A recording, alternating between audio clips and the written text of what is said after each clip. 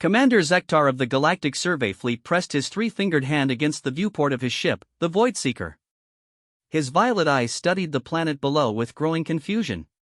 According to their star charts, this world should have been nothing but barren rock and ice. Instead, his sensors were picking up something impossible. Commander called his science officer, a tall Zarathi with silver skin that shimmered in the bridge lighting. I'm detecting artificial structures on the surface. Large ones. Zektar's mandibles clicked together in surprise. This sector of space had been marked as uninhabited for over 2,000 years. The Galactic Council's deep space probes had confirmed it decades ago when they first mapped this region. Nothing lived here. Nothing should live here. Show me, he ordered. The main screen flickered to life, displaying a detailed scan of the planet's northern continent. What Zektar saw made his heart skip a beat. Massive geometric shapes dotted the landscape like scattered jewels. Buildings. Cities. Infrastructure that stretched across hundreds of kilometers. By the seven moons, whispered Navigator Hrex, a four-armed Gorlani whose species prided themselves on their knowledge of galactic geography. Commander, these structures, they're not in any of our databases. The architectural style doesn't match any known civilization. Zektar studied the readings more carefully. The buildings were enormous, far larger than anything his own people constructed. Some of the structures appeared to be industrial complexes that dwarfed entire Zektarian cities. Others looked like residential areas, but built on a scale that suggested their inhabitants were giants. Are there any life signs? He asked. The science officer's fingers danced across his console for several minutes. His expression grew more puzzled with each passing second. That's what's strange, Commander. I'm detecting no biological signatures at all. No heat patterns consistent with living beings. No electromagnetic signals that would indicate active technology. It's as if. As if what? As if whoever built this place simply vanished. Zektar felt a chill run down his spine. In his 30 years of deep space exploration, he had encountered many mysteries. Dead civilizations were not uncommon. War, disease, natural disasters, or simple resource depletion claimed species regularly throughout the galaxy. But this felt different. The structures below appeared intact, undamaged. There were no signs of battle, no indication of gradual decay that would suggest a slow decline. Prepare a landing party, he ordered. I want a full archaeological team ready in 2 hours. Sir, interrupted Communications Officer Velna, a petite Rigelian with large compound eyes, perhaps we should contact the Galactic Council first. If we've discovered a lost civilization, there are protocols, the protocols can wait, Zektar cut her off. We're explorers, not bureaucrats. Our job is to investigate and understand. We'll file our reports after we know what we're dealing with. 2 hours later, Zektar found himself standing in the cargo bay with his away team. Dr. Mila Thornfield, the expedition's xenoarchaeologist, checked her equipment one final time.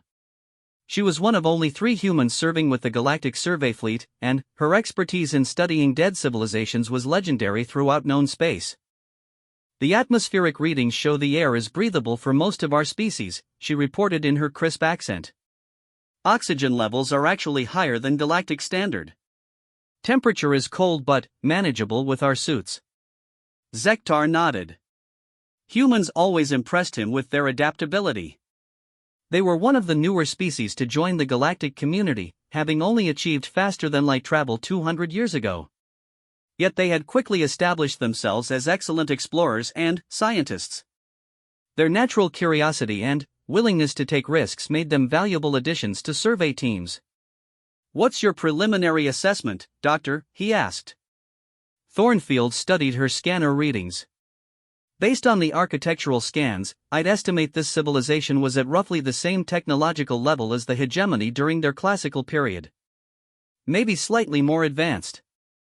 The construction techniques appear sophisticated, but I don't see evidence of energy weapons or advanced space travel technology. The landing shuttle touched down in what appeared to be a central plaza of one of the smaller cities. As the team disembarked, Zektar was struck by the absolute silence that greeted them. No wind. No sounds of wildlife. No humming of machinery. Just the soft crunch of their footsteps on the crystalline snow that covered everything. The buildings around them were massive. Even the smallest structures were 3 times the height of standard galactic architecture. The doorways were enormous, built for beings much larger than any current galactic species. The construction material appeared to be some kind of gray metal alloy that had resisted both time and the elements remarkably well. Commander called Security Chief Brock, a massive Corvan whose stone-like skin provided natural armor.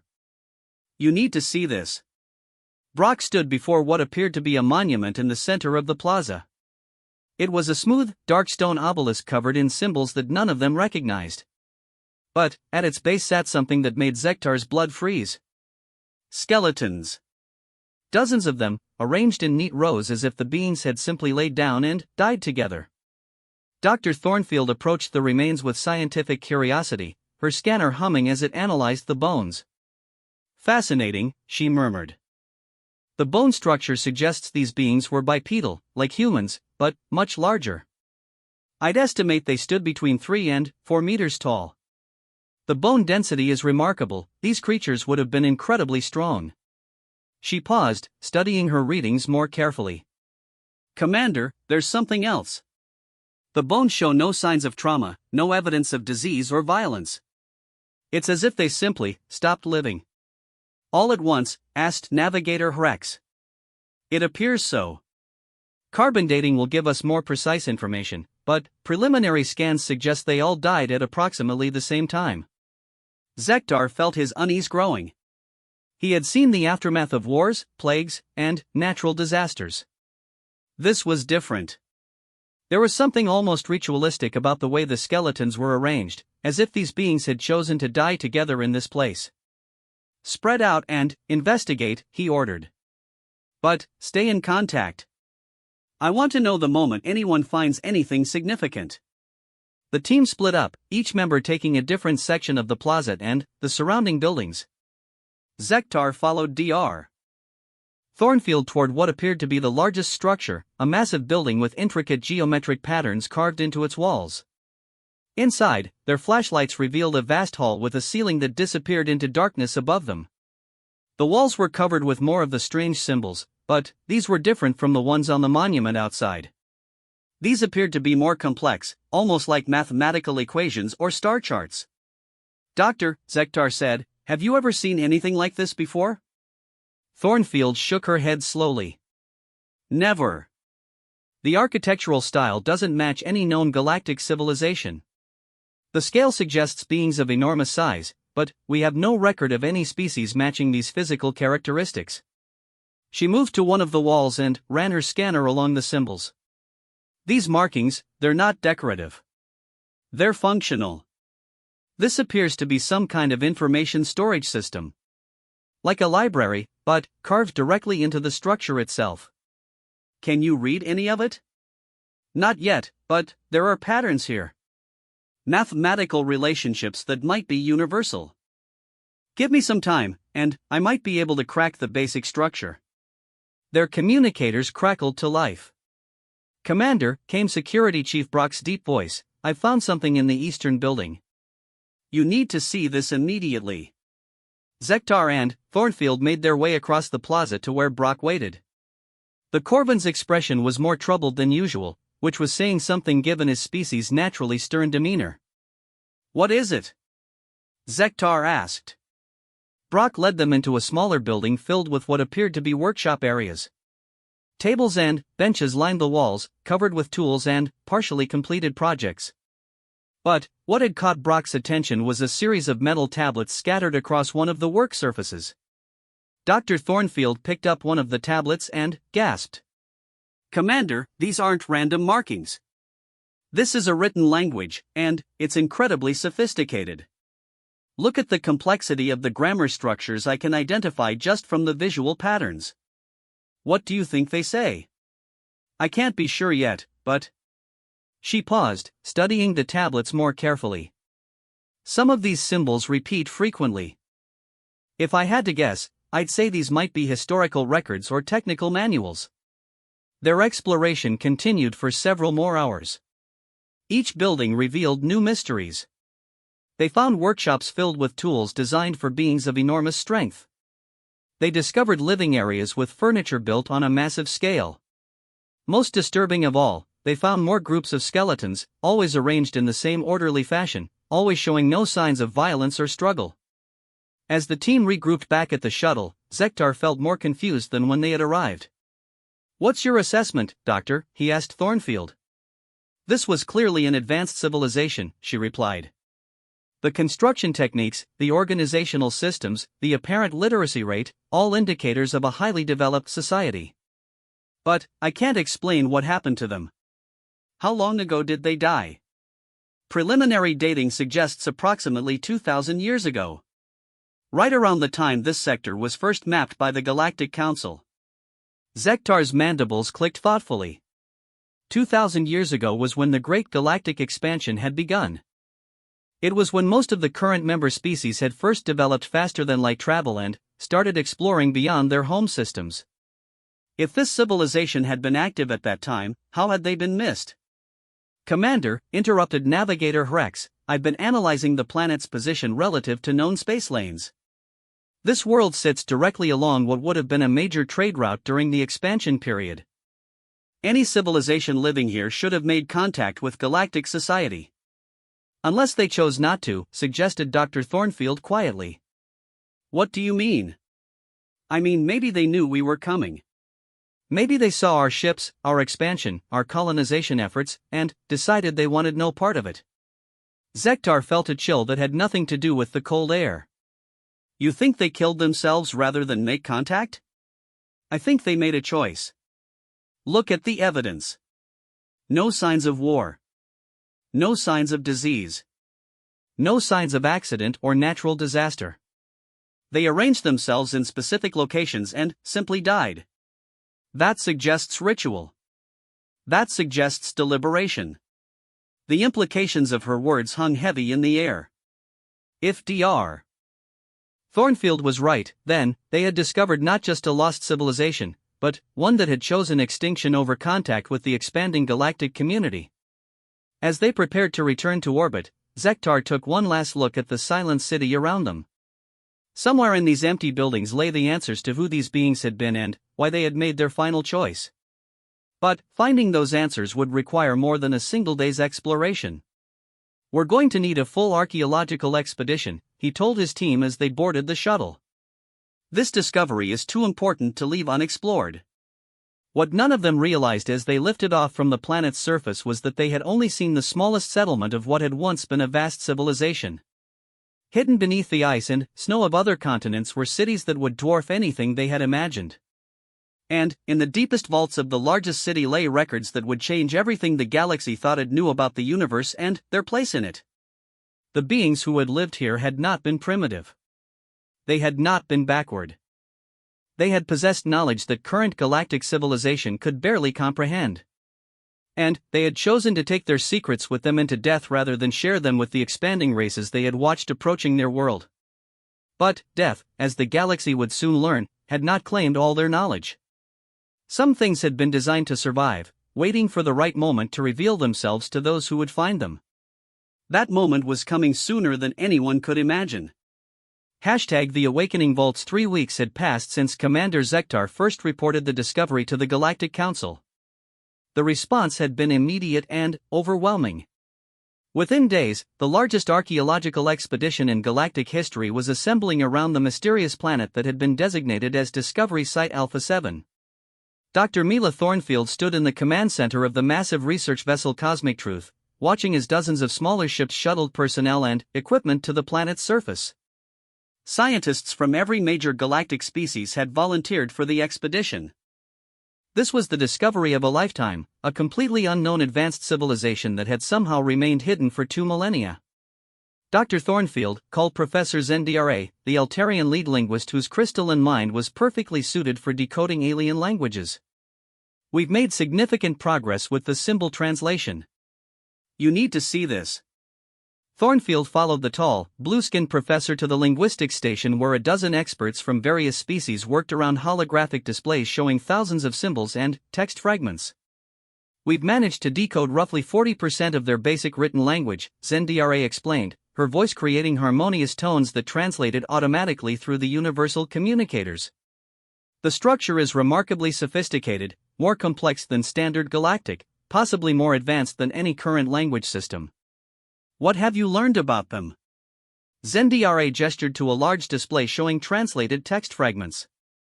They called themselves the Terrakin. The word appears to be derived from their name for their homeworld, Terra.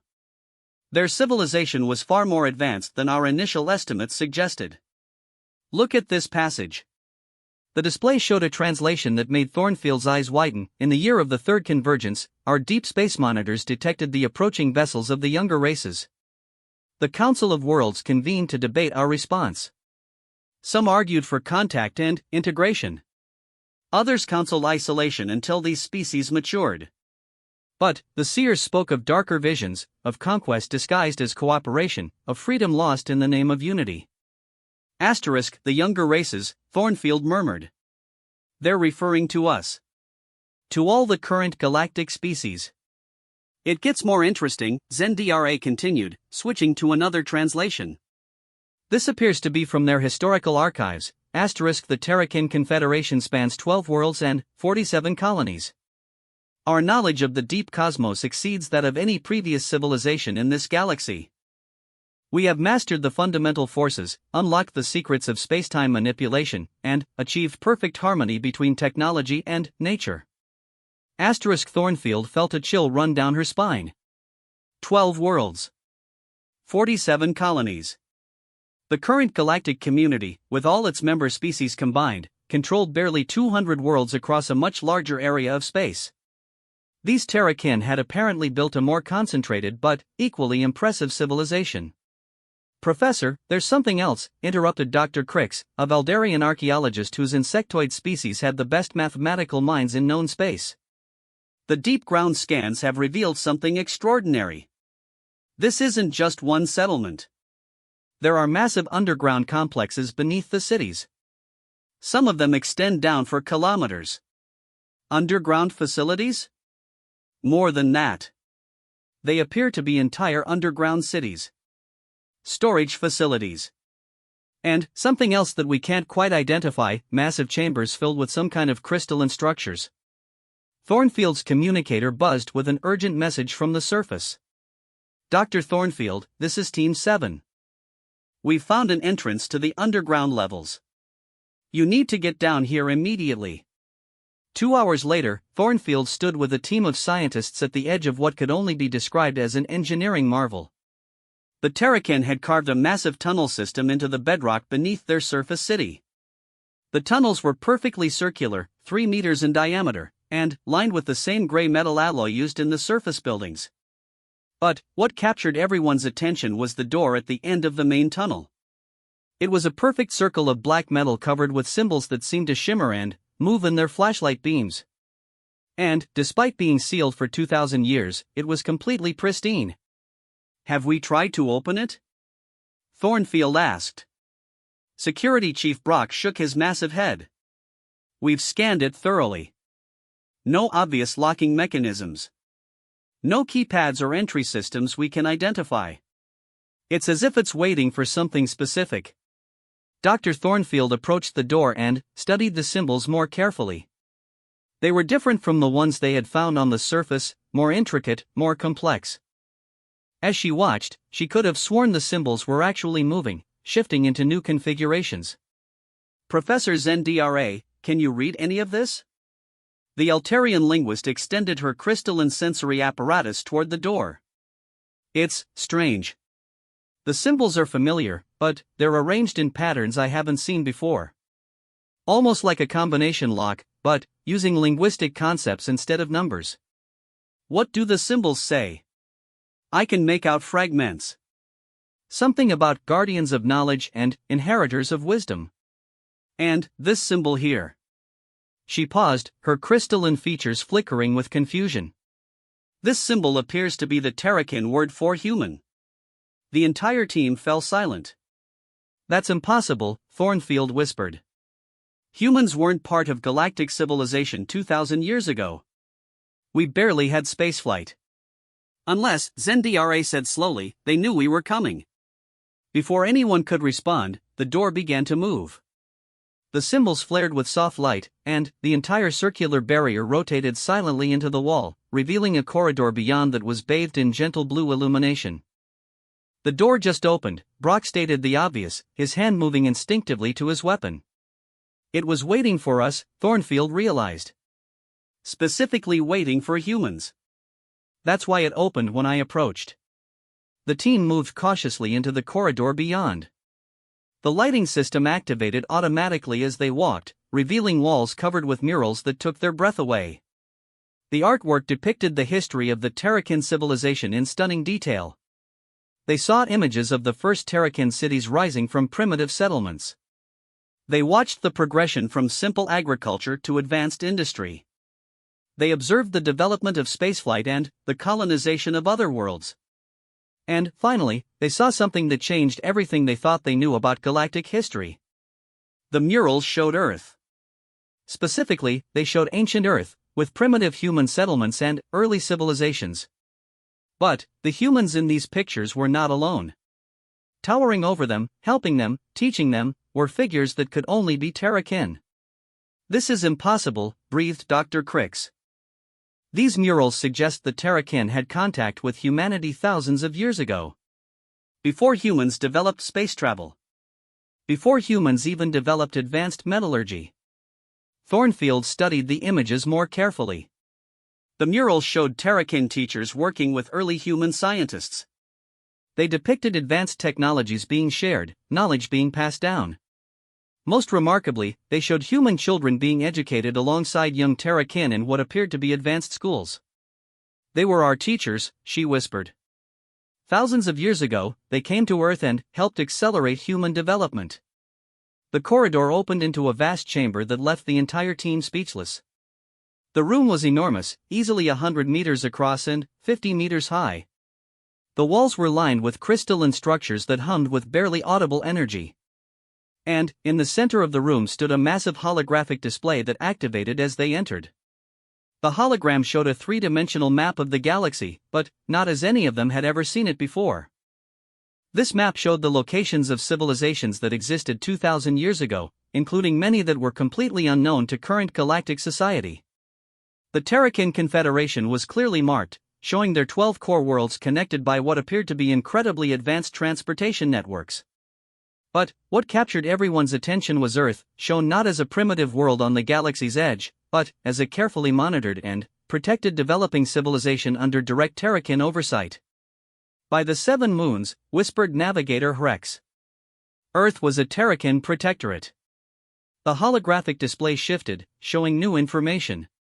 Star charts, scientific data, and what appeared to be historical records began flowing past in the air before them. Professor Zendra moved quickly to record as much as possible while her translation algorithms worked to decode the information. "This is incredible," she announced. "These aren't just historical records. These are scientific databases. Technical specifications. The Terrakin weren't just advanced, they were centuries ahead of our current technology level."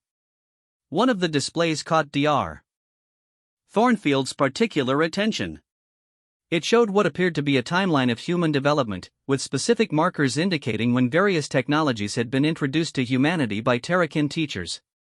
Agriculture, writing, mathematics, metallurgy. All of it had apparently been carefully guided by Terrakin intervention. "We need to understand something," she said to the team. "If the Terrakin were this advanced, if they had this level of knowledge and technology, why did they choose to die rather than make contact with the expanding galactic community?" Her answer came from an unexpected source. One of the crystalline structures along the wall began to glow more brightly, and a new voice filled the chamber. It spoke in perfect standard galactic, despite the fact that the language hadn't existed when this facility was sealed. "Because we saw what the galactic community would become, and we knew our children would need to find their own path." The team spun around, weapons drawn, but there was no one there. Only the glowing crystals and the continued sound of the disembodied voice. "Do not be afraid," the voice continued. I am what you might call an artificial intelligence, though our technology transcends your current understanding of such systems. I am the keeper of the archive, guardian of Terrakin knowledge and protector of our final legacy. You're a computer program? Asked Dr. Thornfield. I am the collective consciousness of our greatest minds, preserved in crystalline matrices that exist partially outside normal spacetime. I have waited 2,000 years for this moment, for the day when humanity would develop enough to find us and begin to understand their true heritage. The implications hit Thornfield like a physical blow. Our heritage? You're saying humans are connected to the Terrakin? Humans are not merely connected to the Terrakin, Dr. Thornfield. Humans are Terrakin. You are our descendants, carefully guided and shaped over millennia to survive and thrive in a galaxy we knew would eventually be dominated by species that would not understand or appreciate true wisdom. The silence in the chamber was deafening. Commander Zektar, who had been listening through the communication link from orbit, was the first to find his voice. That's impossible. Human evolution is well documented. They evolved naturally on Earth.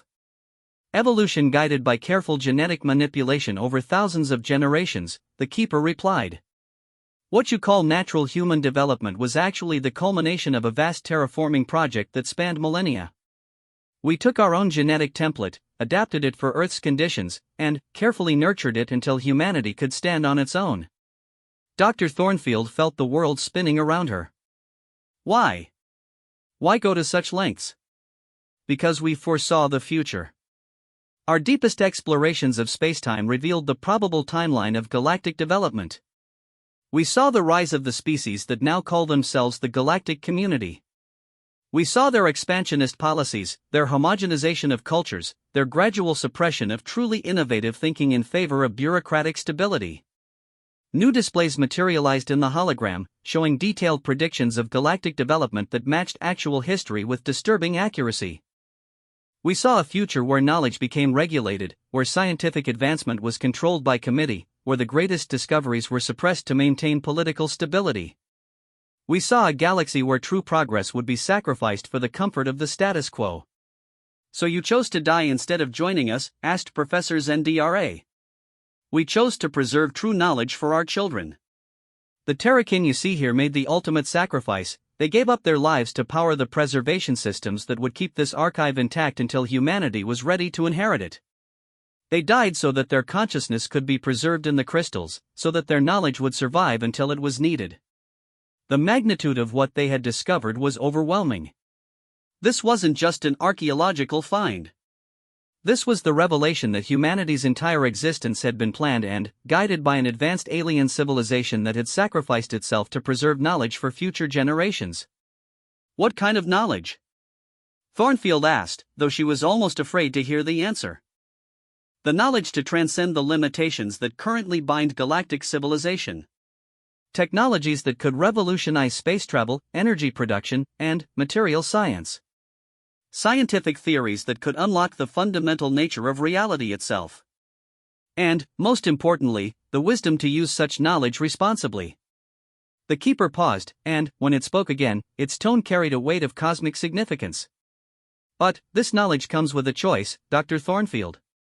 Humanity can take what we offer and transform not just themselves, but the entire galaxy.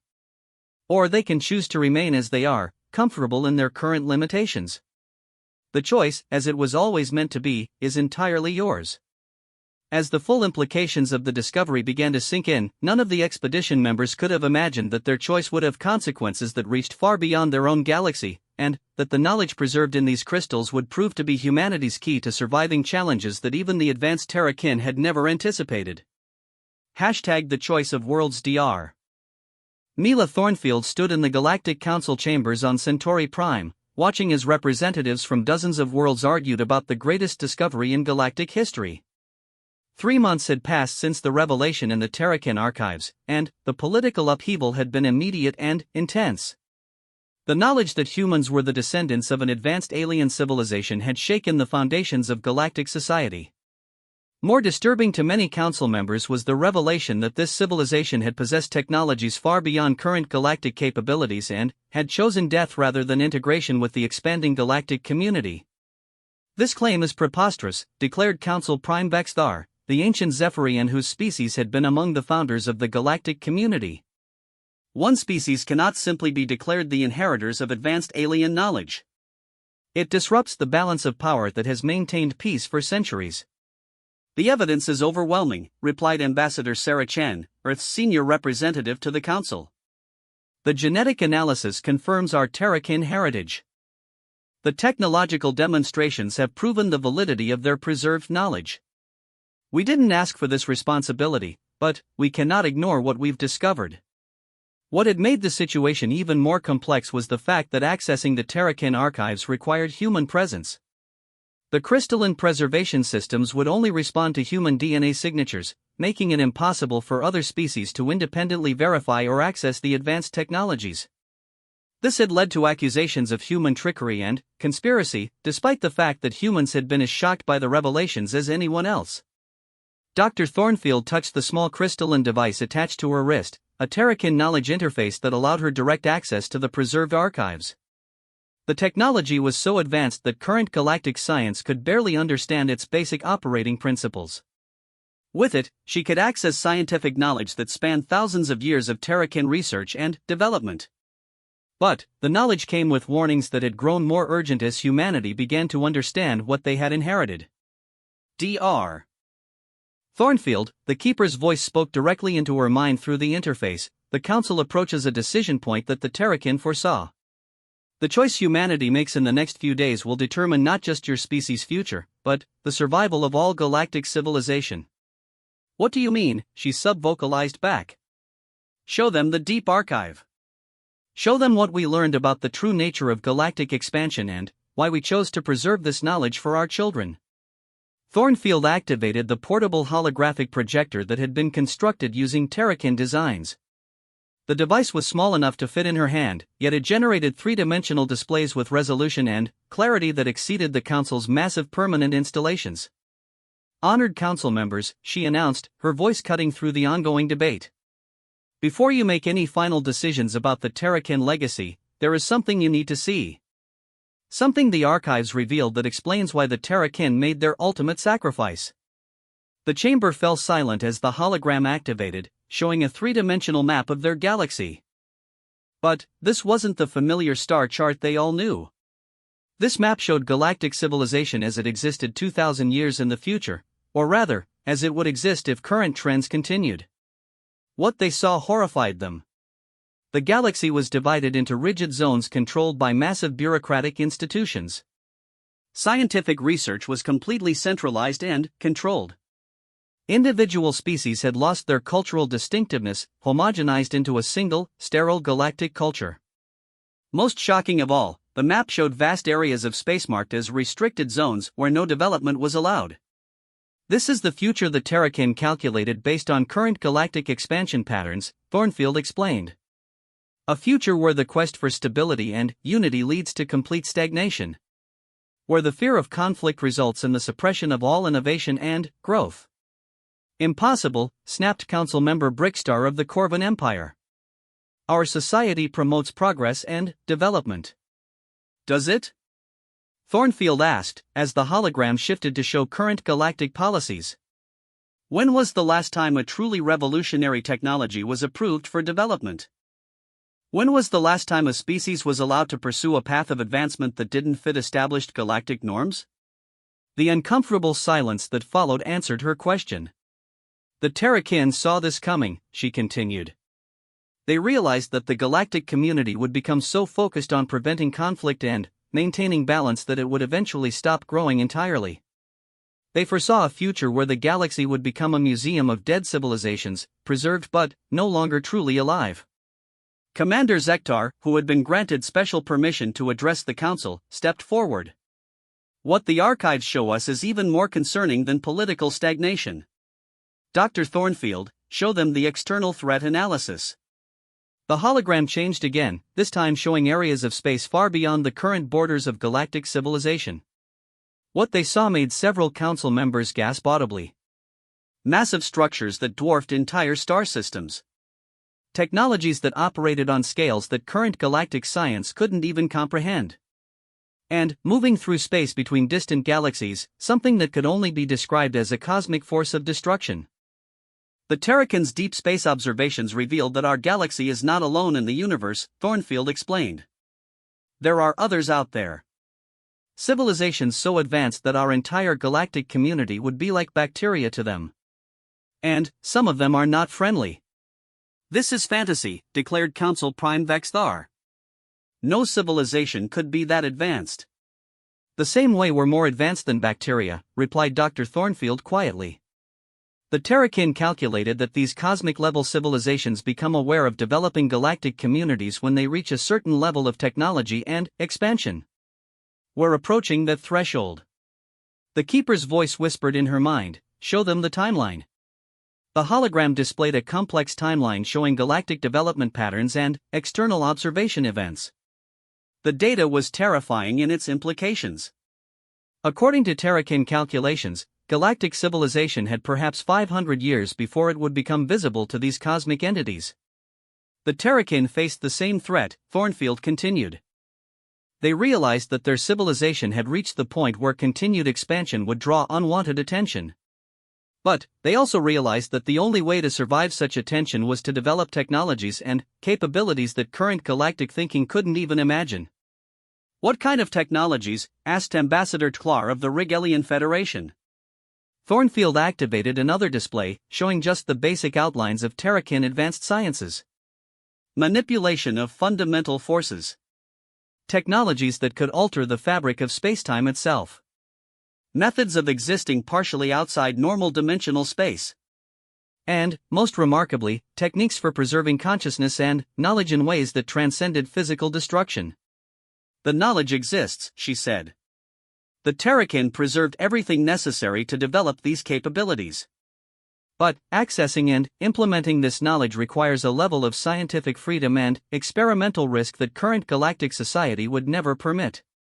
You're asking us to abandon our principles, observed Council Member Dexnara of the Altarian Collective. To give up the stability and safety we've built over centuries. I'm asking you to grow, Thornfield replied. The Terrakin didn't preserve this knowledge just for humanity. They preserved it for all species that would have the courage to transcend their limitations when survival demanded it. The debate that followed was unlike anything in galactic political history. Species that had cooperated peacefully for centuries found themselves divided on fundamental questions about the nature of progress, safety, and survival. Some argued for maintaining the status quo, believing that the Terrakin predictions were speculation. Others called for immediate implementation of Terrakin technologies, regardless of the risks. But it was a message from Earth that changed everything. Honored Council, announced Ambassador Chen, I've just received word from our science teams working with the Terrakin archives. They've detected something that validates the most concerning Terrakin predictions. The chamber fell silent as Chen activated her own holographic display. It showed deep space sensor readings from the galactic rim, areas of space that were supposedly empty. 3 days ago, our enhanced Terrakin sensors detected artificial structures in the void between galaxies. Structures that are moving. And they appear to be moving in our direction. The implications hit the Council like a physical blow. The cosmic threats the Terrakin had warned about weren't theoretical future possibilities. They were already approaching. How long do we have? Asked Council Prime Vexthar, his earlier skepticism replaced by stark fear. Based on their current trajectory and speed, approximately 400 years before they reach our galactic boundaries, Chen replied. Exactly in line with Terrakin predictions. The silence that followed was broken by an unexpected voice. The crystalline matrices in Thornfield's knowledge interface began to glow, and, suddenly, the Keeper's voice filled the entire chamber. Honored beings of the galactic community, the preserved Terrakin consciousness spoke, the time for debate has ended. The choice before you is simple, evolve or face extinction. Several council members tried to object to the unauthorized communication, but the Keeper continued. The technologies we preserved are not gifts to be hoarded by one species. They are tools for survival that must be shared by all who have the wisdom to use them responsibly. But, accessing this knowledge requires abandoning the restrictive thinking that has limited galactic development for centuries. What exactly are you proposing? Asked Council Prime Vexthar. A new model of galactic civilization. One that prizes innovation over stability, growth over comfort, exploration over safety. One that prepares your species not just to survive contact with cosmic-level civilizations, but to eventually join them as equals. The holographic display activated again, this time showing a radically different vision of galactic future. Instead of the sterile, controlled society that Terrakin had predicted, this showed a dynamic, growing civilization that spanned multiple galaxies. Species that had transcended their biological limitations. Technologies that operated on cosmic scales. And, most remarkably, peaceful coexistence with the very cosmic entities that currently threatened their survival. This is what becomes possible when knowledge is shared freely and innovation is celebrated rather than feared, the Keeper explained. This is the future that Terrakin died to make possible. Dr. Thornfield watched as the reality of their situation sank in across the council chamber. The comfortable certainties that had governed galactic society for centuries were crumbling, replaced by challenges and opportunities that demanded a complete transformation of how they thought about civilization itself. The choice is yours, the Keeper concluded. But choose quickly. The cosmic entities that approach are not patient, and they do not give second chances to civilizations that prove themselves unworthy of survival. In the weeks that followed, the Galactic Council made the most momentous decision in their history. The Terrakin Accords were signed by every member species, establishing new principles of scientific freedom, technological sharing, and accelerated development that would have been unthinkable just months earlier. Human teams working with scientists from dozens of species began implementing Terrakin technologies on a massive scale. Space-time manipulation allowed instantaneous travel between distant worlds. New energy sources provided power on scales that transformed entire civilizations overnight. Most importantly, the consciousness preservation techniques began to be adapted for all species, ensuring that knowledge and wisdom could be maintained even in the face of physical destruction. The transformation wasn't easy. Many traditional institutions had to be abandoned. Comfortable certainties were replaced by constant challenges. The safe, predictable galactic society that had existed for centuries became dynamic, unpredictable, and sometimes dangerous. But, as the enhanced deep space sensors began to reveal more details about the approaching cosmic entities, it became clear that comfort and safety had been illusions anyway. The universe was far larger, far stranger, and far more dangerous than anyone had imagined. Yet with the Terrakin knowledge as their guide, galactic civilization began to evolve in ways that would have seemed like magic just a generation earlier. Species that had been limited to single worlds spread across multiple galaxies. Technologies emerged that could manipulate the fundamental forces of reality itself. Most remarkably, the first tentative communications were established with friendly cosmic entities who welcomed the galaxy's rapid development. Dr. Mila Thornfield, now serving as the director of Terrakin Studies, often stood in the original archive chamber where it all began. The crystalline matrices still hummed with preserved Terrakin consciousness, but now they were connected to similar networks across hundreds of worlds. Did we make the right choice? She sometimes asked the Keeper. You made the only choice that led to survival, came the reply. The Terrakin foresaw many possible futures for galactic civilization. Most ended in extinction. A few ended in transcendence. You chose the path of transcendence, and now your descendants will inherit a universe of possibilities that we could only dream of. As Dr. Thornfield looked out at the stars through the chamber's great viewport, she could see the lights of new civilizations being born across the galaxy. Worlds that had never known intelligent life were being terraformed and settled.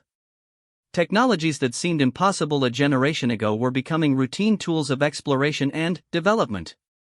The silent world where it all began was now the center of a galactic renaissance that would echo across the cosmos for millennia to come.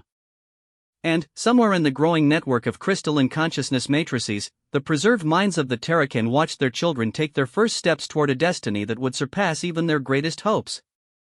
The galaxy had awakened. And the universe would never be the same.